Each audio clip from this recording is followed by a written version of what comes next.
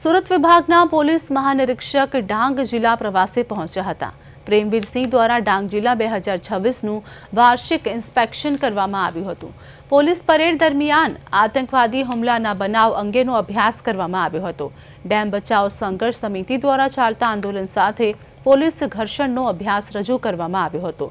નિરીક્ષણ બાદ પોલીસ મહાનિરીક્ષક પ્રેમવીરસિંહ દ્વારા માર્ગદર્શન પૂરું પાડવામાં આવ્યું હતું। સાથે જિલ્લાના નાગરિકો સાથે લોકસંવાદ પણ કરવામાં આવ્યો હતો, જેમાં જિલ્લાના આગેવાનો વેપારીઓએ પોતાના પ્રશ્નો રજૂ કર્યા। તો કાર્યક્રમમાં 13 તુજકો અર્પણ કાર્યક્રમ અંતર્ગત ખોવાયેલ મોબાઈલ તેના મૂળ માલિકોને પરત કરવામાં આવ્યા હતા।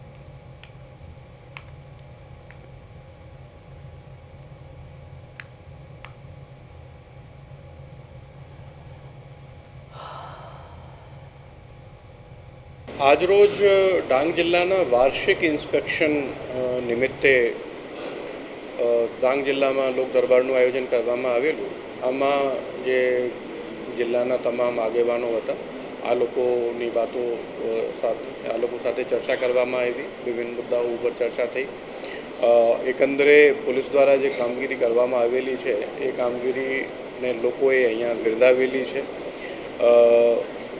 ડાંગ જિલ્લા પોલીસ દ્વારા છેલ્લા ઘણા સમયમાં અમુક બહુ સારી કામગીરી કરવામાં આવેલી છે।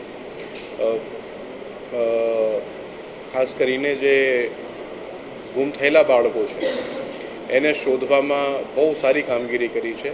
અને અહીંયા એક એવા પિતા પણ હાજર હતા આજે કે જેના દીકરા લગભગ 22 વર્ષ પહેલાં ગુમ થઈ ગયા હતા અને 22 વર્ષ પછી એના દીકરાને ડાંગ જિલ્લા પોલીસ દ્વારા અહીંયા જે એસપી સુશ્રી પૂજા યાદવજી છે એમના નેતૃત્વમાં આ લોકોએ બહુ સરસ કામગીરી કરીને અને આ છોકરાને પરત પરિવાર સાથે મિલન કરાવેલું છે।